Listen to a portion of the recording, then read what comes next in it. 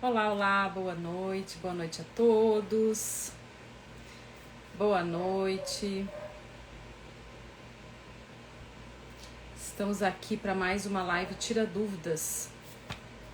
Olá, Cássia, boa noite. Seja bem-vinda, Dani. Doutora Sandra. Eduardo, sejam todos bem-vindos. Vão me avisando de onde vocês estão falando, para eu conhecer um pouquinho da realidade de vocês, para eu saber, né, um pouquinho com quem eu estou falando. Vão me contando aí de onde vocês falam. E vou pedir também para quem está entrando agora, para já ir apertando o coraçãozinho, encaminhar essa live para quem vocês acham que possa interessar ou que tem alguma dúvida em recursos cíveis. Porto Alegre, São Paulo. Quando vocês apoiam ali no coraçãozinho, o Instagram entende que é relevante o conteúdo que a gente vai trazer e acaba entregando, né, avisando mais pessoas de que eu estou ao vivo, né, que estamos ao vivo. Teresópolis, sabe que eu não conheço Teresópolis? Diz que isso é muito bonito, né? Tenho muita vontade de conhecer essa região aí do Rio. Então, gente, eu estou fazendo essa série de lives essa semana. Quem tá chegando aqui agora, vocês estão aqui há muito tempo, já me conhecem o perfil faz bastante tempo, estão chegando agora, vão me contando aí se vocês já acompanham aqui o perfil há algum tempo. Isso me ajuda também a entender, porque tá chegando todo dia gente, né? Muita gente nova, fico bem feliz mesmo de receber tanta gente nova. Sejam todos bem-vindos e bem-vindas. Chegando agora, Dani, então chegue e espero que não vá embora, Dani, que fique. Que o conteúdo realmente é de aplicação prática, você vai ver que sempre vai ter alguma coisa que você vai conseguir utilizar no seu dia a dia, na rotina da advocacia, não só para os tribunais, né, não só para atuação nos tribunais, inclusive o que eu vou falar hoje tem utilidade para qualquer momento do processo. Olá, Poliana, minha aluna querida, sempre me prestigiando, aluna dedicadíssima. Pouco tempo, estou pegando ações cíveis agora, sou da área trabalhista. Mas então você veio para o lugar certo, tá? Porque eu vou confessar, você me dá aula de trabalhista, porque eu não entendo nada de direito do trabalho, nem de processo de trabalho. Sou tão leiga quanto os meus alunos lá da graduação, em relação ao direito do trabalho. A Poliana é aluna recente, dedicada, já andou bastante, né, nas aulas, já está aplicando, já conversamos hoje, ela me deixou uma dúvida, eu não sei se vou conseguir resolver sua dúvida hoje, Poliana, aqui, mas ela com certeza vai virar Reels e também vai virar conteúdo aqui para as nossas lives, talvez nos próximos dias, quem sabe amanhã eu consigo trazer esse conteúdo. Inclusive, queria avisar para vocês que hoje a nossa live vai ser um pouquinho mais curtinha que o normal. Eu sei que eu falo bastante, eu tenho o costume de não parar. Como dizem os meus alunos, eu sou uma metralhadora de palavras. Mas hoje eu vou ter um compromisso logo depois aqui, então a nossa live vai ser um pouquinho mais curtinha hoje. E é por isso que eu escolhi um tema específico. Então, para quem está chegando agora, essas lives que eu tô fazendo, eu fiz desde segunda-feira. Então, se você não acompanhou as outras lives, elas estão todas gravadas lá salvas lá no feed. Vão ficar disponíveis por algum tempo, não eternamente. Então, se você tem interesse em conhecer, entender ali algumas coisas do processo civil, dos recursos cíveis, eu aconselho você dar uma olhadinha lá, porque a gente responde várias dúvidas que podem ser também dúvidas suas, né? Ou coisas que talvez nem sejam dúvidas suas, mas que de alguma forma te mostre um olhar diferente sobre alguma questão do processo civil e dos próprios recursos cíveis que você nunca tinha cogitado nem pensado. Você é da área trabalhista também, Dani. Eu admiro vocês, porque eu realmente não domino, gente, mas sabe que acho que isso tem muito a ver também com a nossa formação, né? Eu tive uma professora de graduação que não era boa, e aí eu acho que eu peguei meio que um pouco de ranço do direito trabalhista por conta dela, né? Acho que isso também influenciou a minha falta de afinidade com o direito trabalhista. Já cheguei até a trabalhar durante a faculdade ali, eu fiz estágio em um escritório trabalhista e até gostei, assim, mas eu não entendia, né? A questão não tinha afinidade mesmo. Então, nesses dias que eu faço essas lives Tira Dúvidas, eu trago realmente dúvidas que são recorrentes, né? Recolho ali algumas perguntinhas que chegam ou na caixa, de perguntinhas que eu abro, ou então no direct, que são mais recorrentes e que, portanto, eu sei que não é uma dúvida isolada. E aproveito para trazer aqui para vocês aprenderem um pouco mais ou olharem as coisas sobre um outro prisma, uma outra perspectiva e, quem sabe, achar uma maneira diferente de fazer aquilo que vocês já estão habituados a fazer na sua dinâmica aí da advocacia nos tribunais. E hoje, até, não sei quem acompanhou os meus stories, eu fiz uma reflexão desabafo, reflexão/desabafo lá nos meus stories, porque eu tenho recebido, assim, alguns comentários, não sei se chegam a ser haters, né, mas alguns comentários, assim, mais incisivos sobre alguns conteúdos que eu posto aqui. E num desses comentários acabou se travando ali uma discussão, e no meio dessa discussão o advogado fez lá, né, uma colocação com uma linguagem, assim, complicadíssima. Eu entendi tudo que ele falou, mas, assim, de uma prolixidade, e isso me trouxe à tona, né, a questão justamente dessa dificuldade que a maior parte dos advogados, e não tem a ver só com os advogados que estão há longo tempo na carreira, mas tem a ver com a maneira de enxergar, né, o direito e achar que o direito precisa ser complicado. Mas essa teimosia, às vezes, até essa necessidade que se tem de achar que precisa falar complicado. E isso, às vezes, também é um pouco de culpa, digamos assim, da nossa formação, né? Então, a depender dos professores, como eu mencionei aqui, que eu peguei um certo ranço do direito do trabalho porque eu tinha uma professora ruim, às vezes a forma como você teve a condução da sua graduação, se você teve professores que eram mais formalistas, que usavam uma linguagem mais rebuscada, é natural que você tenha aprendido que aquilo de alguma forma denota mais capacidade, mais autoridade sobre os temas, e aí você acha que quando você se forma, você não pode escrever de uma forma mais acessível, porque isso pode ser encarado como falta de conhecimento e tal. E aí, pensando nisso, eu fiquei depois refletindo, né, quantas coisas existem, né, que a gente observa ali na assessoria. Então, para quem está chegando agora, também esclarecendo aqui quem sou eu, né? Eu sou assessora no Tribunal de Justiça do Estado do Paraná há quase 10 anos. Antes disso, eu já fui advogada, já fui professora. Hoje voltei até a ser professora na graduação. Trabalhei na advocacia tanto consultiva quanto contenciosa. São quase 30 anos de formada, né? Então, tem bastante chão de experiência aí. E atualmente, então, trabalho na assessoria de gabinete, numa área de direito público, né? Uma Câmara de Direito Público.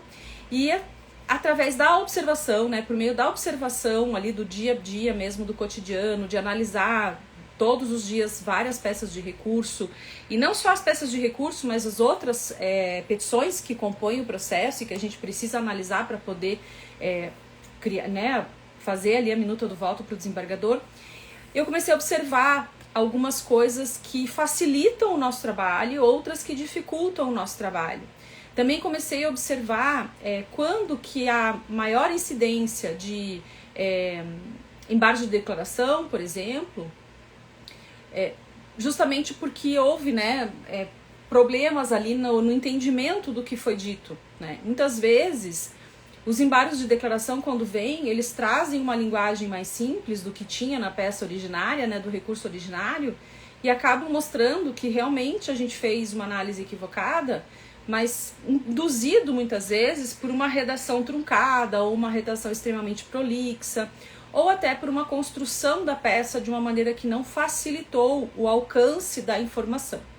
Então, pensando nisso, né, pensando em todo esse contexto, eu resolvi trazer aqui algumas, eu vou até listei assim, 4 coisas que eu pudesse, né, 4 atitudes que eu diria, não gosto de falar a palavra coisas, mas 4 atitudes que eu te sugeriria que você adotasse ou que você evitasse para construir petições melhores de recurso. Eu vou focar nos recursos, que é a minha área de atuação, com que eu lido no dia a dia, mas vocês podem perfeitamente levar isso que eu vou falar para vocês para suas petições iniciais, contestações, em qualquer documento jurídico que vocês forem fazer, porque isso vai ajudar muito vocês. A primeira coisa que eu quero que vocês entendam e que vocês se conscientizem é de que a gente tem hoje um judiciário abarrotado de processos. Ao ponto de, conforme a área que a gente esteja falando, isso extrapolar o humanamente possível de ser examinado com a dedicação que se esperaria que pudesse fazer, né?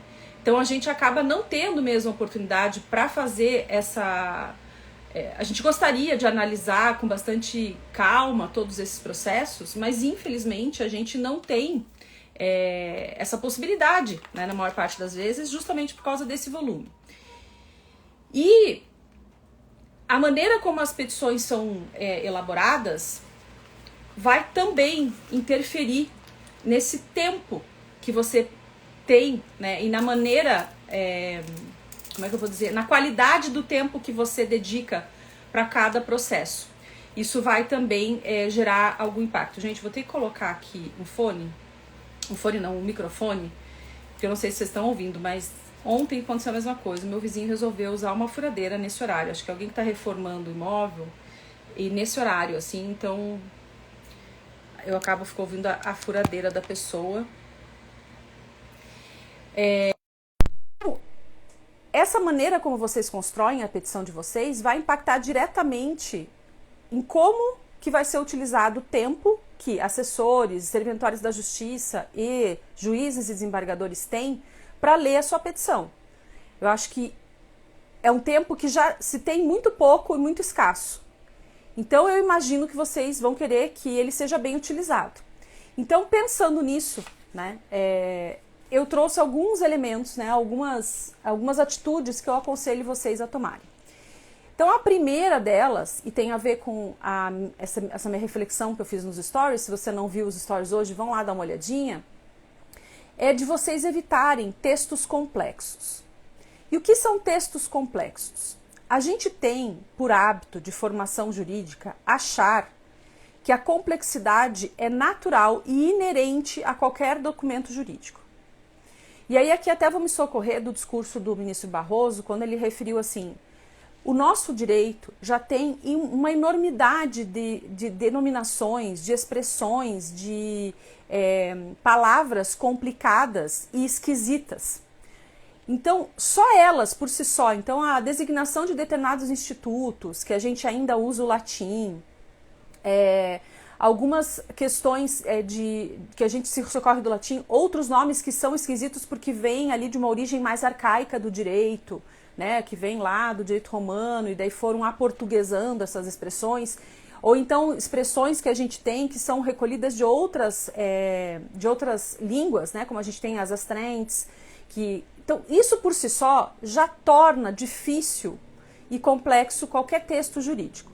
Se para além disso você ainda acha que você precisa inverter frases, fazer voz passiva, encher de palavras que você sequer domina o significado, mas que você viu numa petição lá de um modelo que o teu chefe te passou, ou que você recolheu da internet, né, ou que você comprou num pack desses de petições, e aí você vai repetindo aquilo porque você viu ali que naquele contexto usava-se aquilo, mas você nem sabe o significado daquela palavra, e você continua repetindo ela, e aí você forma lá um texto que você lê e fala assim: nossa, que bonito, porque tá tão difícil isso aqui vai impressionar, né? Isso aqui com certeza vai impressionar.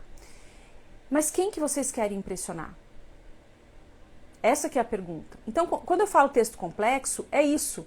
É um texto que é construído no modo Frankenstein, que vocês recolhem ali palavras e terminologias que vocês sequer dominam o conceito de forma... Se eu te perguntar, né, o que quer dizer tal coisa, às vezes você não sabe dizer, mas porque por repetição você emprega, na intenção de transparecer uma autoridade maior só porque está usando uma redação complexa. Esqueçam isso, gente, esqueçam. E o dado que eu digo para vocês, o porquê eu digo para vocês esquecerem isso, é um elemento simples. Hoje, quem manuseia os seus processos não são só pessoas que têm uma alta capacidade jurídica, uma alta formação jurídica. Porque vocês, quando escrevem as petições, eu imagino na maior parte das vezes, vocês focam no juiz, vocês focam no desembargador. Mas não é só neles que vocês têm que focar. Porque antes deles analisarem, antes de chegar nas mãos deles, muitas dessas petições vão passar para que o seu processo caminhe na mão de serventuários da justiça, de pessoas que ingressaram no Poder Judiciário para um grau de técnico, em que não é exigido a formação jurídica. Ele faz uma prova de conhecimentos jurídicos apenas. Ele não passa por uma graduação de direito. Então ele aprende na prática. E ele não vai entender uma série de coisas. E às vezes ele precisa dar cumprimento ali para uma determinação e ele não sabe do que se trata. Às vezes não sabe identificar que tipo de ação para poder fazer a autuação, para poder fazer até a separação dos processos ali, para dizer qual que é o processo, de que natureza que né, numa organização ali do gabinete. Então, inúmeras coisas que passam pelas mãos, inúmeras situações em que o seu processo vai passar pelas mãos dessas pessoas que têm esse domínio técnico apenas e não de formação, e que se você coloca numa linguagem muito difícil, ele não vai entender. O outro elemento importante é vocês saberem que assessores, de uma maneira geral, então vamos eliminar ali a hipótese, por exemplo, dos cargos de analista. Né? Em alguns tribunais, muitos assessores ocupam o cargo de analista, em que ele sim passou por um processo seletivo, uma prova, como na Justiça Federal, na Justiça do Trabalho. Os cargos não são comissionados, né? Não são pessoas que são escolhidas ali para ocupar aqueles cargos, mas eles ocupam a partir de um concurso público específico que exige a graduação em Direito, ok. Então eles talvez tenham, né, passado por esse crivo mais igualitário em termos de exigência para a ocupação do cargo. Quando a gente fala de assessores comissionados, como é um cargo que é escolhido pelo juiz que vai designar quem vai ocupar aquele cargo, ele é que vai fazer a avaliação. Esses processos seletivos para escolha, eles são muito variáveis, de tribunal para tribunal, de câmara para câmara, de gabinete para gabinete, e a formação das pessoas também é variável. E isso acaba gerando uma ausência de uniformidade em termos de conhecimento técnico. Um outro elemento que vocês devem considerar é o fato de que, por exemplo, quando um magistrado ele chega no tribunal, né, então ele recebeu lá uma promoção por merecimento, antiguidade, por exemplo, ou mesmo um advogado, um promotor que daí chega ao tribunal pela vaga do quinto, às vezes eles vão ocupar uma vaga de uma área que não é a área de domínio dele. Então, às vezes, vem uma pessoa que é da área criminal, que vai ser escolhida para entrar no tribunal, né? Então ele vai ser empossado e vai ter que trabalhar numa câmara, inicialmente, de direito civil bancário, com uma coisa que ele nunca lidou. E aí ele vai formar um corpo de pessoas ali, que ele, né, espera preparadas para atuar naquele âmbito, mas muitas vezes o conhecimento não é tão grande, tão detalhado, ninguém ele fez pós em direito bancário para dominar totalmente, né, todas as situações, os institutos que dizem respeito àquela área. Então, por exemplo, um desembargador substituto, ele atua às vezes em várias áreas ao mesmo tempo, porque ele substitui, né, em câmaras diferentes. Então, isso tudo impacta em como a sua petição vai ser lida. Então, quanto mais complexo for, né, mais difícil vai ser que a pessoa que for ler, considerando essas nuances, que ela realmente entenda o que você quer dizer. Então, quanto mais difícil for a leitura, mais difícil é o entendimento. E ponto. E quem sai prejudicado com essa dificuldade vai ser justamente quem deveria ser a pessoa com quem você tem que mais se preocupar na hora de elaborar essa tua petição, que é o teu cliente. Porque você tem que tornar a mensagem tão clara, e é o que eu sempre digo, quando vocês escrevem uma petição, vocês têm que, ao ler essa petição, quando ela se trata de recurso, vocês têm que imaginar que ela vai chegar no tribunal sem que se tenha a noção da história que aconteceu antes. Quando a gente pega uma petição lá no tribunal, a gente não sabe o que aconteceu antes. A gente não está acompanhando o processo. Então, a pessoa que for ler, ela tem que ser capaz de entender o que está acontecendo no processo, naquele momento, o que você está pedindo, mesmo que ela fosse uma pessoa leiga. Mesmo que ela fosse uma pessoa leiga. Logicamente, né, isso, gente, guardado as proporções, porque a pessoa que vai analisar, ela tem que ter o conhecimento jurídico, lógico, e aí depois que ela entende tudo o que aconteceu, em que momento o processo está, de uma forma rápida, aí ela pode perder mais tempo, se debruçar mais sobre o ponto central, que é a questão jurídica que está sendo debatida, certo? Então esse é o primeiro dado que eu digo para vocês, não façam textos complexos. Um outro ponto importante que eu digo para vocês é economizem o espaço da sua petição. com aquilo e direcione o espaço da sua petição para o que é realmente relevante para a questão que você está trazendo a exame do tribunal. Então, assim, fazer reprodução de texto legal, de um texto legal batido, então vou dar alguns exemplos. É uma questão de responsabilidade. Você referiu o artigo do Código Civil que assegura a indenização, né, a responsabilização da pessoa pelo ato ilícito. Gente, não tem necessidade nos dias de hoje mais, né? O Código Civil já tem bastante tempo de vigência, mais de 20 anos, todo mundo já sabe onde é que está. E quem lida com aquilo cotidianamente sabe encontrar aquele dispositivo. Da mesma forma, então, se a gente está falando de responsabilidade do ente público, você referir lá o parágrafo do artigo 37 que resguarda ali a responsabilidade do Estado, né, que o Estado responda pelos atos que praticar ou que seus agentes praticarem, não tem sentido, não tem necessidade. E aí a gente vai discorrendo sobre vários dispositivos. A questão de CDC, né? Então é uma Câmara que trabalha com muita questão de CDC e você ficar reproduzindo e ocupando espaço da tua peça com o texto legal, óbvio e mais do que conhecido e batido, é desnecessário. Quando que é importante você referir? Quando a interpretação do dispositivo for o teu ponto central de discussão. Quando a questão ali estiver exatamente no modo como a decisão impugnada interpretou o dispositivo legal. Aí vale a pena, porque você vai reproduzir e vai fazer um caminho lógico ali de persuasão para mostrar, o texto legal diz isso. Então isso quer dizer assim, assim, assado. O juiz interpretou desta forma. Então, ao interpretar dessa forma, ele violou a disposição, porque ele está interpretando de forma diversa do que o dispositivo prevê. Então, nesses casos, sim, vale a pena você fazer essas referências à lei. Então, por exemplo, na área tributária, a gente tem muito disso quando a gente tem ali discussões sobre dispositivo do regulamento, às vezes um código tributário municipal, né, numa parcela ali que tem alguma previsão específica sobre uma sanção. Então, a interpretação daquele dispositivo, aí sim você tem que trazê-lo, porque é importante para o raciocínio jurídico que você quer construir. No resto, não tem necessidade.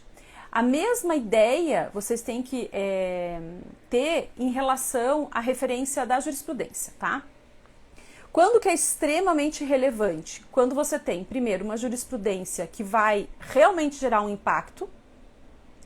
Então, você não vai colocar lá, como a gente falou aqui, né, do ato ilícito, da responsabilidade do Estado em relação, vamos imaginar, a uma falha na prestação do serviço médico. Você não vai referir uma jurisprudência só para dizer, só para confirmar essa interpretação da norma a respeito da responsabilidade do Estado genericamente em relação à prestação, a uma falha na prestação do serviço médico. Você não vai usar uma coisa dessa, né, uma jurisprudência para fundamentar isso. Que nem uma aluna minha uma vez falou, né, que ela tinha o tópico de cabimento, né, que ela sempre colocava um tópico de cabimento no embargo de declaração, até ser minha aluna, depois ela reviu esse conceito, inclusive com jurisprudência. Ou então você fazer um tópico de cabimento para agravo de instrumento em execução fiscal e incluir jurisprudência. Gente, é dispositivo legal, você não precisa nem fazer o tópico de cabimento, inclusive. Porque não tem que entrar naquela regra da mitigação, não tem nada, tem dispositivo legal expresso de que cabe agravo de instrumento de todas as decisões ao longo do processo de execução. Pronto, acabou, né? Para que você vai ficar, sabe, trabalhando em cima daquilo? Eu sei que na maior parte das vezes vocês pegam um modelo que vocês têm, então vocês nem passam trabalho colocando aquilo, mas em algum momento aquele modelo foi feito e perdeu-se tempo fazendo aquele modelo que não precisava ter sido feito a respeito desse tópico de cabimento de agravo de instrumento em execução fiscal. Então, quando vocês têm ali uma decisão, por exemplo, né, é uma situação que vocês querem enquadrar ali a situação que aparentemente não se enquadraria num repetitivo, né, para que seja enquadrado ali na situação do repetitivo. Aí é importante você trazer a decisão do repetitivo para você criar o seu raciocínio lógico para dizer que aquela situação se aplica ao repetitivo. Da mesma forma, quando você precisa fazer a distinção, e daí eu digo até mais importante do que na hipótese de aplicar o repetitivo. Então, quando você precisa dizer que você sabe que existe um repetitivo em relação àquele assunto, mas que naquela situação, a situação distingue-se da versada no repetitivo, é essencial que você traga, né, essa decisão ali para você criar um raciocínio lógico. Então, ou então, quando você tem situações em que existe divergência nos tribunais ali a respeito daquela matéria, né? Então, tem quem julgue de um jeito, de outro, você trazer as decisões favoráveis ao seu entendimento é importante. E aí, nesse caso, é uma das poucas hipóteses em que eu sugiro trazer mais de uma decisão sobre o mesmo assunto. Porque quando você já tem uma divergência, vamos supor que são 3 câmaras que lidam com aquele assunto, né? Que tem aquela competência para tratar aquele tema. 2 delas estão julgando favorável à sua tese recursal e a outra não.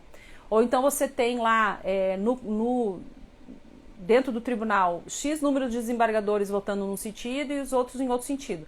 Você vai trazer as decisões de quem vota favoravelmente a você. Por quê? Porque você não sabe, eventualmente, para quem vai chegar a distribuição desse recurso. E aí já ter uma decisão do próprio relator dentro da sua petição é bastante interessante. Então, se você acabar, né, tendo a distribuição para alguém que seja, né, esteja entre esses que julgam a favor da sua tese, é extremamente interessante para você já ter criado ali esse caminho. Então, eu sempre aconselho que vocês sejam muito cuidadosos na escolha das decisões, porque a facilitação da pesquisa no Google, no Jus Brasil, que vocês fazem, acaba gerando uma situação de banalização na referência das jurisprudências. Uma vez eu trouxe aqui eu trouxe nos stories, uma referência sem nenhum comprometimento. Foi recortado lá do Jus Brasil, nem tinha indicação do processo com integridade ali para saber qual era efetivamente o processo, porque era uma versão não paga do Jus Brasil.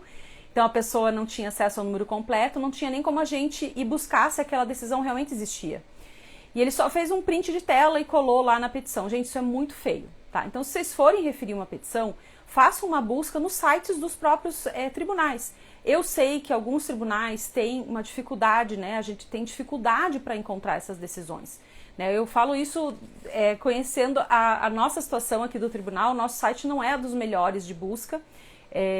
Às vezes a gente não encontra o que a gente gostaria, né? Não encontra na própria Câmara. Então, a gente passa pela mesma coisa, porque a gente também precisa fazer essas buscas para colocar lá nos votos, né? Para fundamentar, pelo menos o desembargador com quem eu trabalho, ele gosta que a gente refira as decisões preferencialmente da própria Câmara.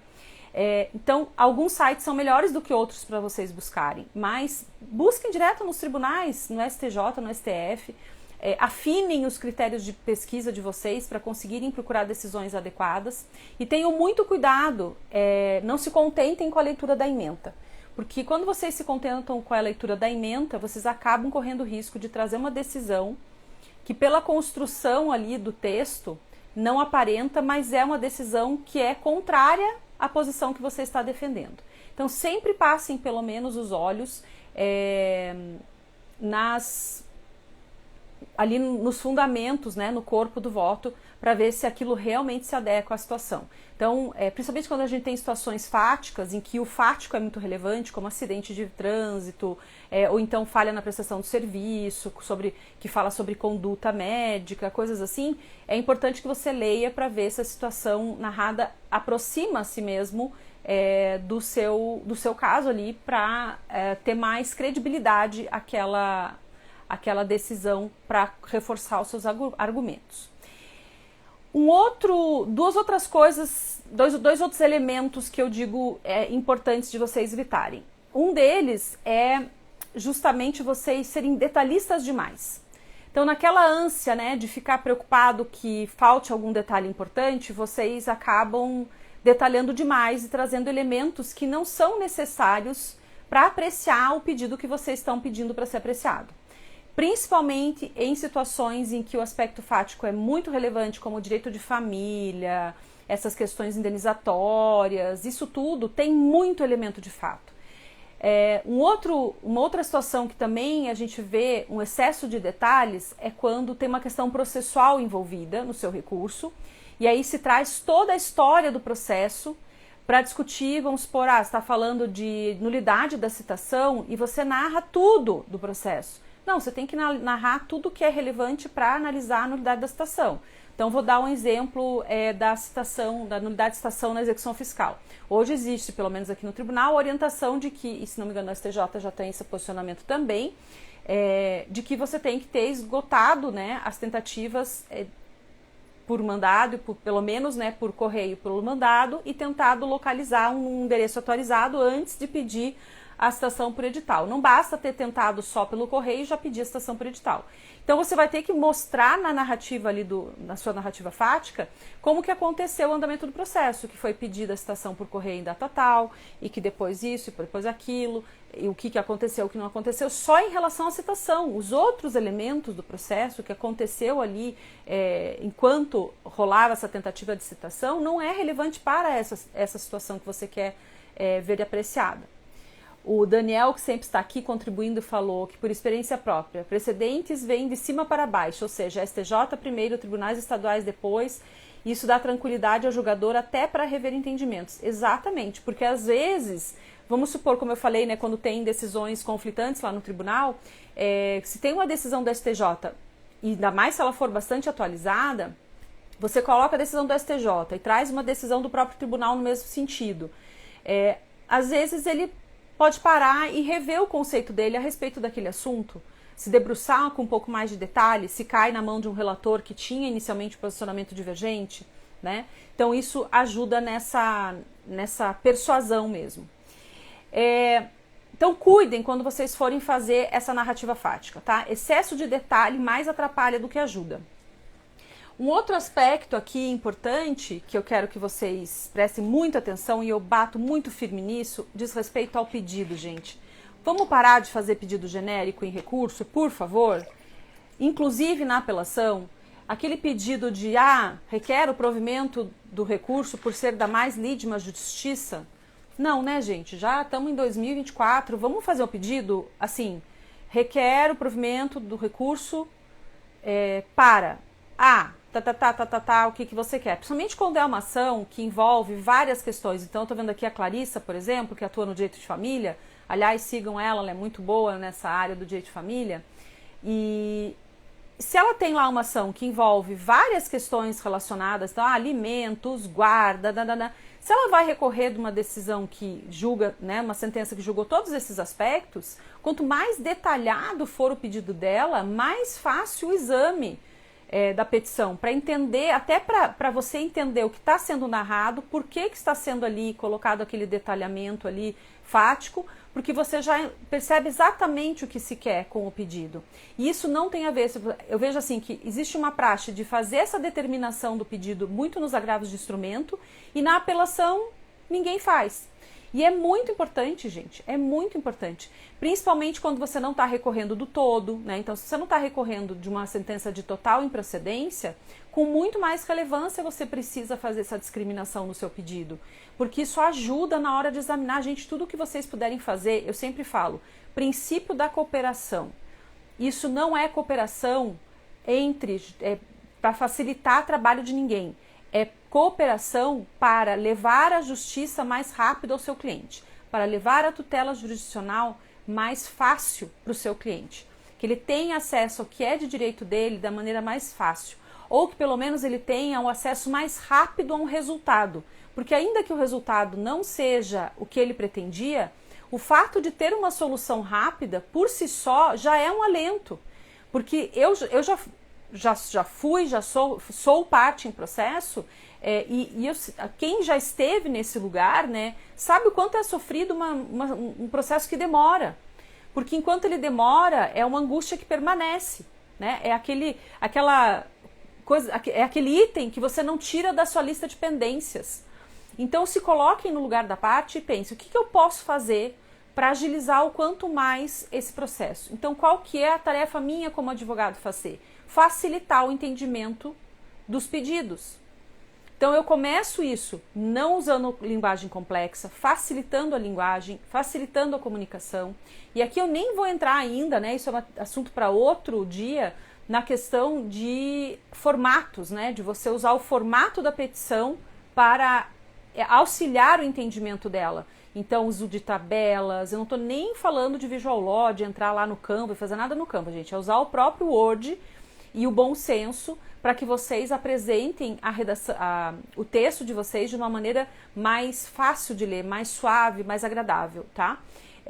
Então, começa ali, depois pensar, né, no que você vai colocar ali que é excesso, né? Então, dá aquela limada depois de fazer a peça, sabe? Então, às vezes a gente tá ali naquele momento super inspirado e enche a peça de informações, né? O recurso lá, às vezes a gente até tá naquele calor da emoção, né? De querer aquela reforma daquela decisão e extrapola o que precisa colocar. Então dá aquela limadinha depois, antes de protocolar, veja ali o que não está excedendo, né? Tem sempre alguma coisa para a gente recortar ali.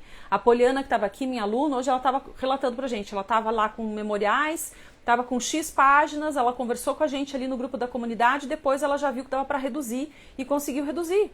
Então, às vezes, a gente consegue fazer ali alguns ajustes. Daí depois vocês passam para analisar ali a narrativa fática, se não está com excesso de detalhe também. Então, isso tudo nesse conjunto ali do que estar na peça, o que é relevante, o que é irrelevante. E na parte do pedido, sejam muito objetivos no pedido. E eu digo até mais, isso facilita vocês pensarem, quando vocês especificam o pedido, vocês têm mais facilidade para pensar o que vocês não podem deixar de alegar no corpo da petição para que aquele pedido faça sentido.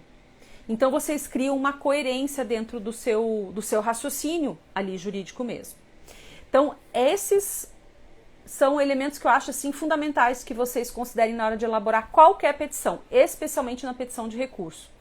Outra dica que demonstra bom conhecimento teórico é um recurso, em recurso o advogado pleiteia procedência recursal. É um detalhe mais significativo, exatamente.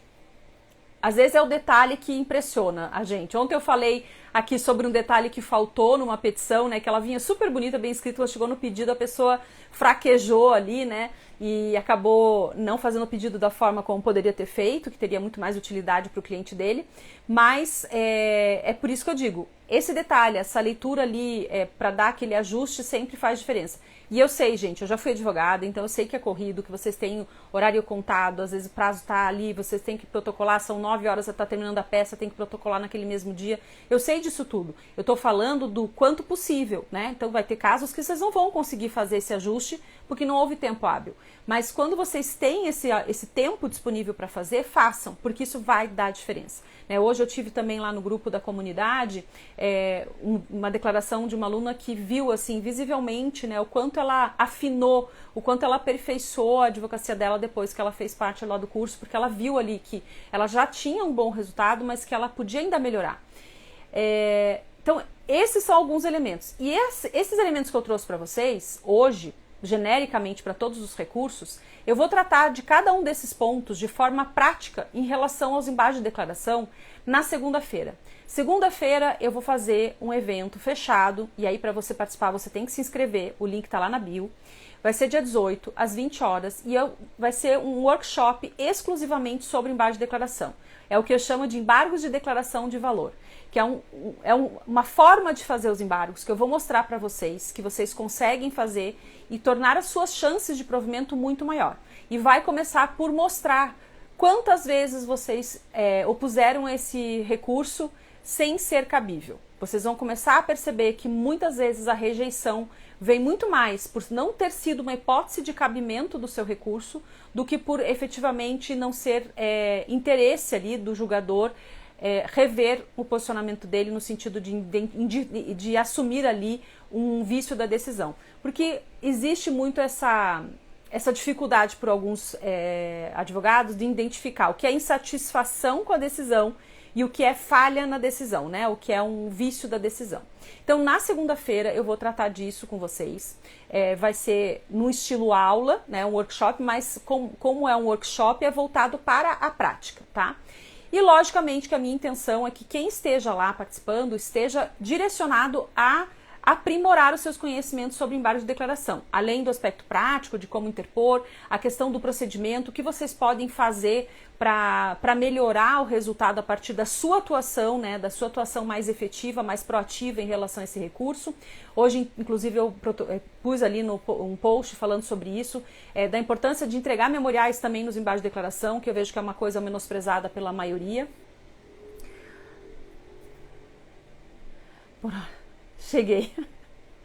Seja bem-vinda, Dinara.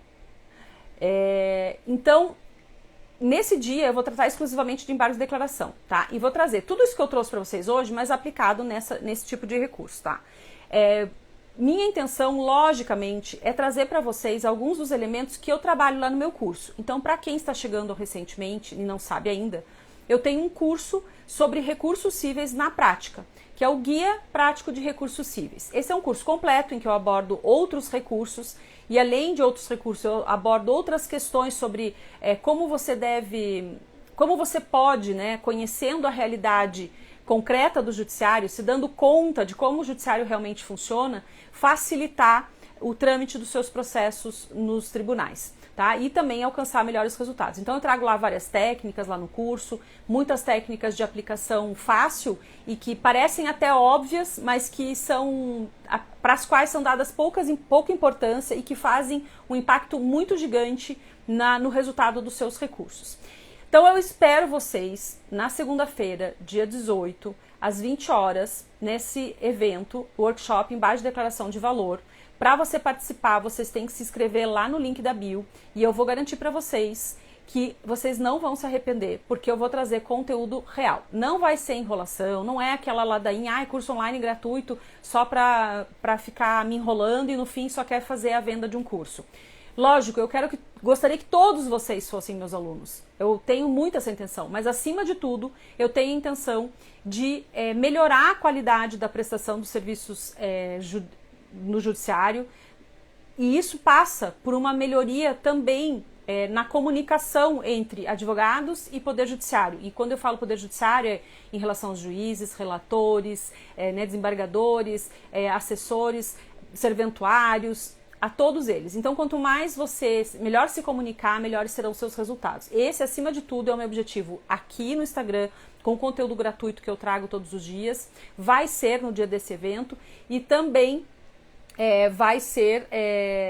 sempre será no meu curso. Então, se você quiser participar, na segunda-feira, faz a tua inscrição lá no link da bio. Vou esperar vocês.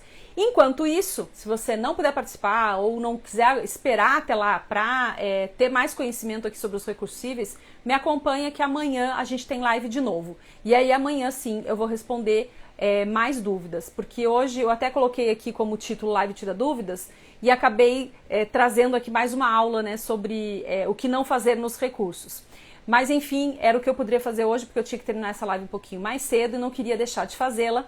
E amanhã sim, se você quiser, já deixa, acho que a caixinha ainda está ativa, a caixinha que eu deixei acho que hoje de manhã, eu deixei hoje de manhã, então ela está lá ativa. Deixem suas dúvidas sobre recursos cíveis, que elas vão ser respondidas ou numa live ou em Reels, que nem a minha aluna fez uma pergunta lá, que vai virar acho que um Reels para os próximos dias eu compartilhar aqui com vocês, certo? Muito obrigada pela atenção de vocês, muito obrigada pela companhia, por estarem aqui me prestigiando e me ouvindo nessa quinta-feira. Espero vocês amanhã também para a gente falar mais um pouquinho sobre recursos cíveis. E fique à vontade para mandar suas dúvidas ou para pedir para participar e tirar suas dúvidas ao vivo aqui comigo, certo? Obrigada a todos, obrigado Varela, obrigada pela presença. Até amanhã.